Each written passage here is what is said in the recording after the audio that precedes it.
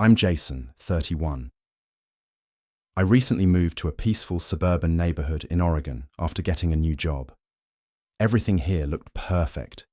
Well-maintained lawns, friendly neighbors, and a comforting silence at night. Except for one house. It sat at the very end of the street, number 239 Wren Hollow Lane, run-down, overgrown yard, windows always shut, curtains never moved. On my first week, I asked Mr. Calhoun, the old man living across from me, who lived there. His eyes narrowed. "No one," he said sharply. "Don't ask again."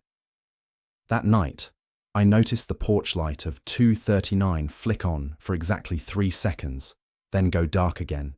I stared at the window, certain I saw someone standing there, watching. A few nights later, while walking my dog around 11 p.m., I passed 239 again. The rain had just stopped, and everything was drenched. My dog suddenly froze. His growl was low, trembling, the kind of sound he only made when truly frightened. He tugged the leash toward home. Then I saw her. In the second-story window, behind the foggy glass, stood a young girl, maybe 10 or 11 years old. Pale, lifeless face. Long black hair stuck to the sides of her face as if she'd been crying or soaked. She wasn't moving, just staring. No blink, no flinch, like a photograph brought to life. I stood frozen. But something about her eyes. They weren't just looking out. They were looking at me. Through me. I backed away, unsure if my eyes were playing tricks. I told myself it could have been a reflection, a shadow, a leftover Halloween prop. But that night, as I lay in bed, I kept seeing her face every time I closed my eyes. Around 2:13 a.m., I woke up to a strange sound, humming, not loud, just soft and sad, coming from outside. I peeked through the blinds. She was standing in the middle of the street, barefoot in the wet road, wearing what looked like an old tattered nightgown. Her eyes were black, no whites, no pupils. Her head was tilted slightly to one side. She kept humming that same eerie tune. Then, without warning, she raised her arm and pointed directly at my window. Suddenly my bedroom lights flickered and the humming stopped. When I looked back outside, she was gone. The street was empty. No wet footprints, no sign of movement. Just silence. I didn't sleep the rest of the night. By morning, I had reached my limit. I needed answers. I went to the town's public records office and dug into archives, police reports, anything I could find about 239 Wren Hollow Lane. The records chilled me to the bone. The Carter family moved into that house in June 2007. Just 2 weeks later, multiple 911 calls came in from neighbors reporting horrifying screams. Police arrived, found every door and window locked from the inside. Dinner was still on the table. The TV was on. But the Carters, mother, father, and 2 children, were never found. No sign of struggle.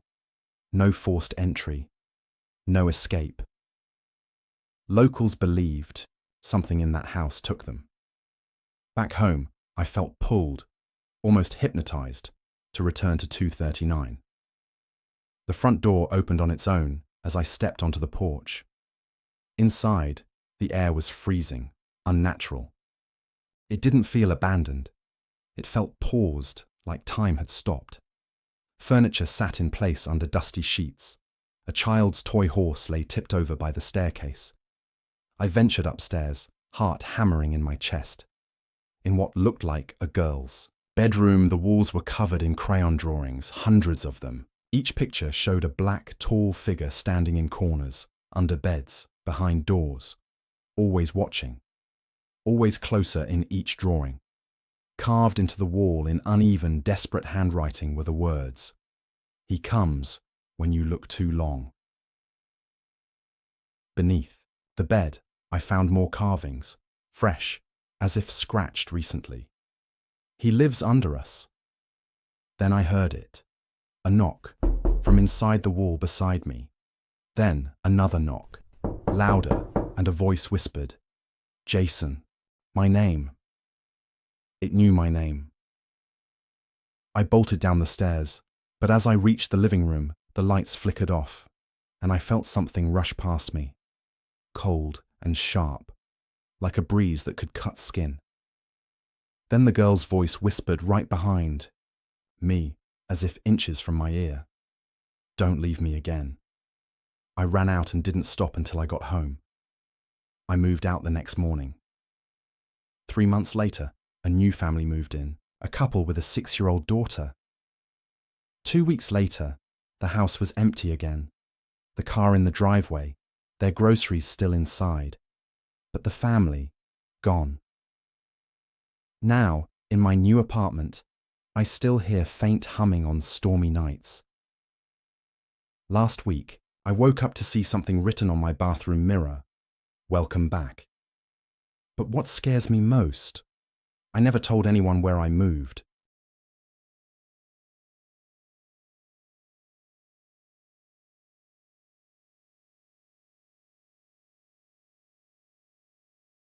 My name is Maya. I'm 26, and I recently moved to a quiet countryside house outside a small town in Virginia. The rent was low, and the house, though old and creaky, had a strange kind of charm. Wooden floors, long hallways, and an attic above that I never bothered exploring. The only other house nearby sat just behind mine, separated by a thin line of trees. It had been empty when I moved in. Then, one evening, I noticed lights flickering from its windows. The next morning, I saw signs of life, curtains drawn, shadows moving, and an old rocking chair now sitting on the porch. I never saw the neighbours, clearly, but I could hear the faint creak of the chair in the evenings, swaying back and forth. That night, something woke me around 2:47 a.m., a dull thumping sound above my ceiling. I assumed it was rats in the attic. But then I heard something else, the sound of someone walking slowly above me. The steps were deliberate, almost as if they were listening for my movements below. The next day, I asked the local shopkeeper about the neighbours. He squinted and said, "That house, no one's lived there in over 10 years. I stared at him, heart sinking. "I saw people moving in," I said. He simply replied, "Then you saw ghosts." The second week was worse. The walking sounds upstairs turned to dragging noises, like someone was pulling something heavy across the attic floor. One night, while reading in bed, I heard a voice, a soft, murmuring whisper that seemed to seep through the ceiling above me. It wasn't coming from inside the walls, no. It felt like it was leaking through the wood itself, echoing with words I couldn't understand. I pressed my ear to the floor and froze. It wasn't whispering anymore. It was breathing, loud and close, like something was just inches away, under the floor, between the planks and the attic boards. At 2:47 a.m. sharp, every night, it would start. The walking, the dragging, the breathing. I started setting alarms to wake up at 2:30, just so I wouldn't be surprised. But one night, I overslept. I woke to the sound of 3 hard knocks from the attic ceiling. Then silence. I held my breath. Another knock, closer, and then one final, booming thud directly above my bed. Dust fell from the ceiling. I grabbed a flashlight and, against every instinct, climbed the attic stairs. The attic was freezing. The flashlight flickered. And then I saw them, 3 small child-sized handprints on the wooden floor, outlined in black soot. No kids, just prints, and a thick, musty smell of rotting wood. When I turned around to leave, the attic door slammed shut behind me. I was trapped in the attic for over 20 minutes, pounding on the door until it suddenly creaked open on its own. I never went back up there. But the next day, I noticed something new. A deep, dark gouge had appeared on the ceiling in my bedroom, like long fingernails had scratched it from the other side. I tried to leave the house that night, but my car wouldn't start. My phone battery, fully charged earlier, was dead. I waited out the night in the living room, clutching a kitchen knife. At 2:47 a.m., the air turned ice cold. The entire house fell silent. And then, from above, came the sound of someone crawling, slowly, skin dragging across wood. I didn't look up. But then I heard a voice right behind me. "You never asked who lived here before you." I spun around. No one. The next morning I ran to the neighbor's house, the one I thought was abandoned. The porch was empty, the rocking chair gone. But the door creaked open. Inside, there was nothing but dust, rotting furniture and newspaper, clippings nailed to the walls, headlines about the house I was renting. Family of 3 vanishes without a trace. House condemned after unexplained deaths. No one lasts longer than 13 days. That was my 13th day. I packed what I could and left by foot. I still don't know who was living above me, or if they ever left. But sometimes, late at night, I hear footsteps over my ceiling, and I don't even live there anymore.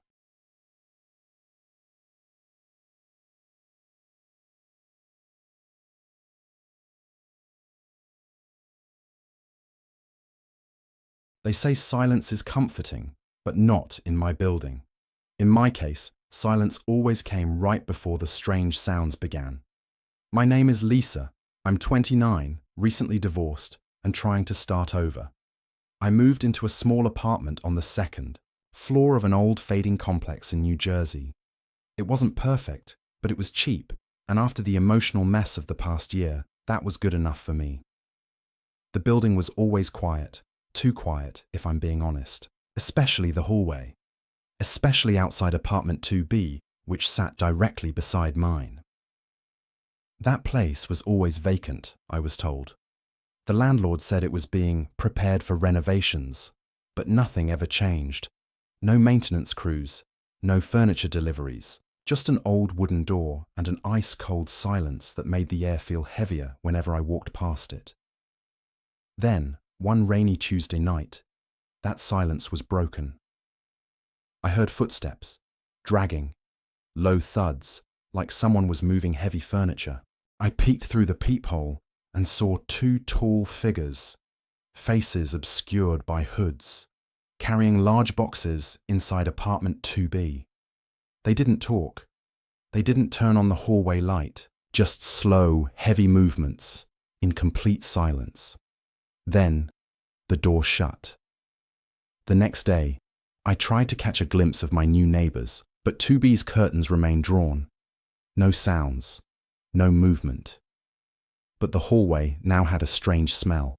Damp wood, rust, something metallic. That night, just as I began drifting to sleep, I heard it. Knock, knock, knock. 3 slow knocks on the wall right beside my bed, the shared wall between me and apartment 2B. I tried to convince myself it was the pipes or maybe just the building settling. But the knocks returned, always at the same time. 3 a.m. every single night. And it wasn't just knocking anymore. Sometimes I'd hear whispering, barely audible words spoken through the wall, like someone was telling secrets or reciting something. Once, I pressed my ear against the plaster and I swear, I heard breathing, deep and deliberate, like someone was standing on the other side, just listening. I asked the landlord about 2B. He grew visibly tense and muttered something about the unit still being unofficially vacant. When I told him someone had moved in, his eyes widened. "That can't be," he said. "No one's signed for that place since the incident." "What incident?" I asked. He shook his head. "I'll check it out. Just stay out of their way." He never came back to check. That night, things escalated. At 3 a.m., the knocking started again, but this time it moved. From the wall to the floor, then to the ceiling. I turned off my light, hoping it would stop, and that's when I saw a wall. A shadow passed across my living room wall, but not from outside. It moved inside my apartment, stretching across the ceiling like a tall, crooked silhouette. I rushed to the door, opened it, and froze. Apartment 2B's door was wide open, but the inside was pitch black. The lights in the hallway flickered. I stepped forward, just slightly, and I swear I heard something wet dragging across the wooden floor, just out of view. Then the door slammed shut on its own.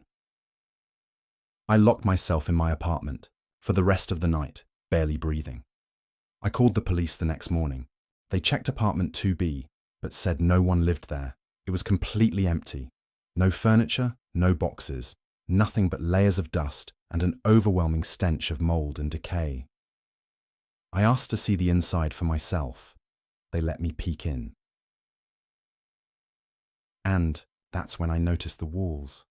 The drywall inside had strange carvings, like symbols etched deep into the plaster.